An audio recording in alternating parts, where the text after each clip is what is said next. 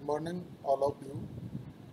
आज अपन अध्ययन करेंगे BCom part third, subject business administration, paper first, functional management, क्रियात्मक प्रबंध।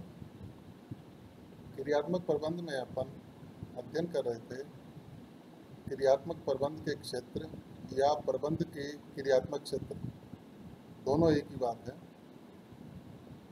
परीक्षा में क्वेश्चन किसी भी रूप में आ जाए, क्रियात्मक प्रबंध के क्षेत्र या प्रबंध के क्रियात्मक क्षेत्र, इनका जवाब एक ही है।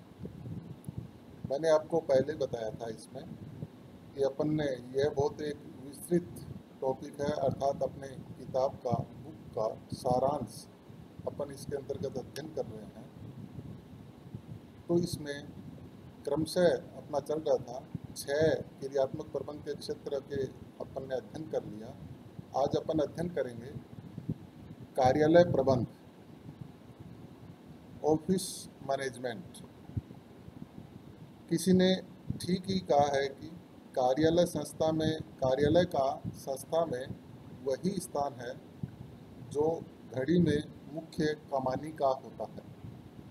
अर्थात अपन ये कह सकते हैं कार्यालय प्रबंध संस्था के संपूर्ण प्रबंध के लिए प्राथमिक अनिवार्यता है। जिस प्रकार घड़ी में कमानी प्राथमिक अनिवार्यता होती है, उसी प्रकार एक संगठन में कार्यालय भी प्राथमिक अनिवार्यता मानी जाती है। कार्यालय प्रबंध एक और संस्था के लिए आवश्यक सूचनाएं एकत्रित करता है, उन्हें व्यवस्थित करता है, उनके लिए अभिलेख रखता है और दूसरी ओर मांगने पर सभी विभागों को आवश्यक सूचनाएं तथा आंकड़े उपलब्ध कराता है। वह संस्था के बाह्य एवं आंतरिक संचार से समन्वय का महत्वपूर्ण केंद्र माना जाता है। यानी ऑफिस एक ऐसा स्थान है किसी भी संगठन में जो इसका संगठन का केंद्र बिंदु, संस्था का केंद्र बिंदु माना जाता है कि आपको किसी भी प्रकार की सूचना अगर बाहर से आई है तो वहाँ पर अभिलेखित की जाती है, और अगर आपको किसी प्रकार की सूचना चाहिए संगठन में तो वो आंकड़े या सूचनाएं जो भी हो ऑफिस से आप प्राप्त कर सकते हैं। अतः कार्यालय प्रबंध कार्यालय संबंधी कार्यों का नियोजन, संगठन, निर्देशन एवं नियंत्रण करता है। कार्यालय प्रबंध के क्षेत्र में सामान्यतः जो प्रमुख कार्य कौन कौन से होते हैं उनका अध्ययन अपन यहाँ पर इसके अंतर्गत करेंगे। तो पॉइंट्स के आधार पर अपन इसका अध्ययन करेंगे। तो पहला कार्य कार्यालय प्रबंध का है कार्यालय स्थान का चयन करना। जो सबसे और महत्वपूर्ण बात है इसमें कि कार्यालय का स्थान कहाँ होना चाहिए, ऑफिस, संगठन में, संस्था में कहाँ होनी चाहिए, ये बात महत्वपूर्ण मानी जाती है। ऐसे स्थान पे स्थापित होनी चाहिए जहाँ से आवागमन सुलभ हो, आसानी से कोई भी व्यक्ति, बाहर का व्यक्ति हो या संस्था के अंदर का व्यक्ति हो, वो आसानी से ऑफिस में पहुँच सके। ऐसे स्थान का चुनाव करना चाहिए। दूसरा कार्यालय प्रबंध का है कार्यालय की स्थापना करना, जिसमें कार्यालय अभिन्यास अर्थात लेआउट का निर्माण एवं सुसज्जा का कार्य सम्मिलित होता है।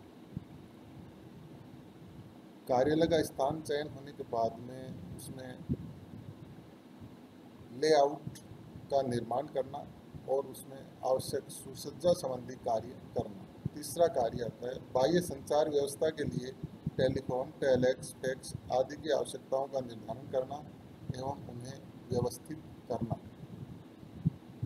आपको किसी प्रकार की बाहर की सूचना चाहिए तो उसके लिए आजकल कंप्यूटर तकनीकी युग है, तो कंप्यूटर भी स्थापित किया जाता है, इंटरनेट की व्यवस्था की जाती है ताकि आपको बाहर से आसानी से सूचना प्राप्त हो सके और आप अपने रिकॉर्ड में भी आसानी से रख सकें। अगला कार्य कार्यालय स्टेशनरी यथा लेटर हेड, पत्र, प्रतिवेदन, आदेश आदि के प्रारूप तैयार करना एवं उन्हें छपवाना।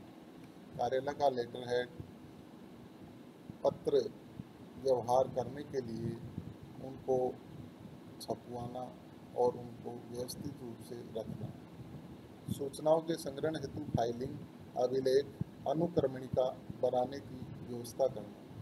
यानी व्यवस्थित रूप से आपके ऑफिस में जो सूचनाएं हैं व्यवस्थित रूप से हो सके उसके लिए फाइलिंग व्यवस्था, उनका रिकॉर्ड, अभिलेख रखना एवं अनुक्रमणिका, इंडेक्स वगैरह बनाना, ताकि आप जल्द से कोई भी प्रकार की सूचना आसानी से प्राप्त कर सकें। अगला कार्य है कार्यालय में डाक एवं अन्य संदेशों की प्राप्ति की व्यवस्था करना। कार्यालय में जो भी बाहर से डाक आती है या अंदर इंटरनल जो डाक होती है उसकी सुव्यवस्थित जगह पर व्यवस्था करना। अगला है पत्र, प्रपत्रों एवं अन्य सूचनाओं के संप्रेषण की व्यवस्था करना। कार्यालय कार्यों की विधियों, पद्धतियों, प्रणालियों को निर्धारित करना तथा उनका सरलीकरण करना। ये कार्य इसलिए किया जाता है कि ताकि आपको किसी प्रकार की कार्य करने की में दिक्कत नहीं आए, कोई समस्या नहीं आए, तो एक निश्चित विधि से कार्य होता रहे, निश्चित मेथड अपनाएं, निश्चित प्रणालियों को अपनाएं, जिससे कार्य सुव्यवस्थित ढंग से हो सके। कार्यालय कार्यों के स्वचालन की सीमा तय करना तथा कंप्यूटर व अन्य स्वचालित यंत्रों के उपयोग की सीमा निर्धारित करना। कार्यालय प्रतिवेदन की अवधि तथा विधि निर्धारित करना। कार्यालय के कामकाज के घंटे, अवकाश आदि को निर्धारित करना कि काम करने वाले कर्मचारियों के कार्य के घंटे कितने होंगे, लंच ब्रेक टाइम कितना होगा, अवकाश आदि किसके रूप में हो सकता है आदि को निर्धारित किया जाता है। कार्यालय लागतों को नियंत्रित करना, ये अपने आप में एक महत्वपूर्ण कार्य है कि ऑफिस कॉस्ट जो होती है उसको समय समय पर उसका नियंत्रण करने का कार्य भी ऑफिस मैनेजमेंट में शामिल किया जाता है। लास्ट कार्य इसका है जन संपर्क, पब्लिक रिलेशन व्यवस्था करना। कार्यालय में केवल संस्था में केवल इंटरनल व्यक्ति ही नहीं आते हैं, बल्कि बाहर के व्यक्तियों से भी बराबर संपर्क रखना पड़ता है, इसलिए जनसंपर्क की पर्याप्त व्यवस्था करनी चाहिए। तो ये हुआ अपना कार्यालय प्रबंध और उसके कार्य। अगला है 8वें नंबर पे परिवहन प्रबंध, ट्रांसपोर्ट मैनेजमेंट।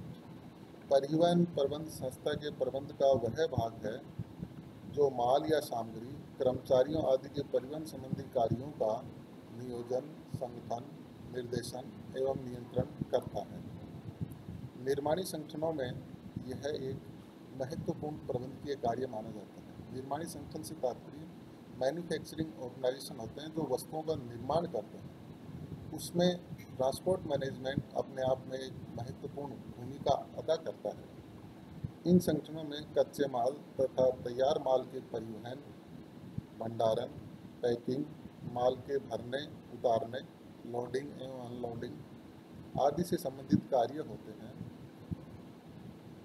परिवहन प्रबंध माल के जल, थल, सड़क या रेलवे, नभ आदि से देश एवं विदेश में माल के परिवहन की व्यवस्था करने में महत्वपूर्ण भूमिका निभाता है। निर्माणी संस्था में ये महत्वपूर्ण इसलिए माना जाता है कि आप कच्चे माल को बाहर से प्राप्त करते हैं, तैयार माल के भंडारण की व्यवस्था करते हैं, उनको सुव्यवस्थित जगह पर पहुंचाते हैं। इसके लिए आपको ट्रांसपोर्ट की व्यवस्था करनी होती है। उचित ट्रांसपोर्ट होता है तो समय पर सभी कार्य पूर्ण हो सकते हैं। इसके अतिरिक्त आप अपना माल बाहर भेजते हैं देश या विदेशों में, तो उसके लिए आपको सड़क ट्रांसपोर्ट या रेलवे ट्रांसपोर्ट या जल ट्रांसपोर्ट या नभ ट्रांसपोर्ट कौन सा सूटेबल रहेगा उसकी उचित व्यवस्था करना है। सामान्यतः परिवहन प्रबंध निम्नलिखित प्रमुख कार्य करता है। अब इसमें अपन अध्ययन करेंगे पॉइंट वाइज कि परिवहन प्रबंध में मुख्य रूप से कौन कौन से कार्य या क्रियाएं की जाती हैं, उनका अध्ययन अपन यहाँ पे करेंगे। पहला इसमें है परिवहन संसाधनों की आवश्यकता का निर्धारण करना, यानी ट्रांसपोर्ट सोर्सेज कौन कौन से रहेंगे, उनकी आवश्यकता किस प्रकार की रहेगी, उनका निर्धारण किया जाता है। दूसरा कार्य है परिवहन के विभिन्न साधनों के उपयोग की संभावना का अध्ययन करना, अर्थात दूसरे शब्दों में अपन ये कह सकते हैं कि जल, थल, नभ परिवहन के साधनों में ये आवश्यक एवं उपयुक्त साधनों का चुनाव करना चाहिए ताकि समय पर आपके पास कच्चा माल, कच्ची सामग्री आसानी से पहुंच सके और समय पर माल तैयार हो सके ताकि अपना प्रोडक्ट उपभोक्ता तक समय पर पहुंच सके। अगला है आंतरिक परिवहन की व्यवस्था करना। संस्था, बहुत बड़ी बड़ी संस्थाएं बहुत दूरी में फैली हुई होती है, इसलिए इंटरनल ट्रांसपोर्ट व्यवस्था करना ट्रांसपोर्ट मैनेजमेंट का महत्वपूर्ण कार्य माना जाता है। वाहनों के रख रखाव की व्यवस्था करना, जो भी वाहन संस्था में काम में लिए जाते हैं उनके रख रखाव की व्यवस्था करना ट्रांसपोर्ट मैनेजमेंट के अंतर्गत माना जाता है, उसका कार्य माना जाता है। वाहनों के उपयोग के लिए आवश्यक वैधानिक औपचारिकताओं को पूरा करना, ये अपने आप में एक महत्वपूर्ण कार्य माना जाता है कि आप जितने भी वाहन रखते हैं उनका परमिट है, उनका टैक्स चुकाना है, यानी वैधानिक औपचारिकताएं जो भी होती है उनको समय पर पूरा करते रहना चाहिए ताकि किसी प्रकार की वैधानिक समस्या का सामना नहीं करना पड़े। वाहनों के चालकों की व्यवस्था करना, वाहन चालक यानी ड्राइवर जो होते हैं उनकी व्यवस्था भी परिवहन प्रबंध के अंतर्गत की जाती है। वाहन के लिए आवश्यक शक्ति साधनों की व्यवस्था करना कि वाहन डीजल या पेट्रोल जिससे भी चलते हों उनकी समय समय पर व्यवस्था रहनी चाहिए ताकि अपने ज़रूरी कार्य समय पर पूर्ण हो सके। अगर मान लीजिए आपके पास वाहन तो अच्छा है, ड्राइवर अच्छा है, लेकिन उसमें शक्ति साधन अर्थात डीजल या पेट्रोल उसमें समय पर आप नहीं डलवाते हैं तो वह वाहन किसी काम का नहीं माना जाता है। अतः ये कहा जाता है कि एक संस्था में ट्रांसपोर्ट मैनेजमेंट संस्था के प्रबंध का एक महत्वपूर्ण भाग होता है और विशेष रूप से यह है संस्था में ऐसी संस्थाएं जो निर्माणी संस्थाएं हैं उनमें यह महत्वपूर्ण भूमिका अदा करता है। एक लास्ट और महत्वपूर्ण काम यह रह गया कि कर्मचारियों के परिवहन की व्यवस्था करना, यानी कर्मचारी संस्था में ऑफिस में काम करने के लिए आते हैं या जाते हैं समय पर पहुंच जाए, इसलिए एक संस्था अपने स्वयं के वाहनों से उनको एकत्रित करके और कार्यस्थल पर पहुंचाए और कार्य खत्म होने पर उनको वापस अपने घर में पहुंचाए। इसके लिए भी ट्रांसपोर्ट मैनेजमेंट अपने आप में महत्वपूर्ण माना जाता है। इसका सबसे बड़ा फायदा क्या होता है कि कर्मचारी समय पर ऑफिस में पहुंच जाता है। अगर वो पर्सनल साधन से या अन्य पब्लिक ट्रांसपोर्ट से अगर कार्यस्थल पर पहुंचते हैं तो हो सकता है समय पर नहीं पहुंच सके। तो सबसे बड़ा फायदा क्या होता है कि ऑफिस का कार्य यानी संस्था का कार्य इससे डिस्टर्ब नहीं होता कि कर्मचारियों को लाने ले जाने की व्यवस्था भी स्वयं के साधनों से अर्थात संस्था अपने स्वयं के साधनों से करे तो बहुत बेटर रहता है।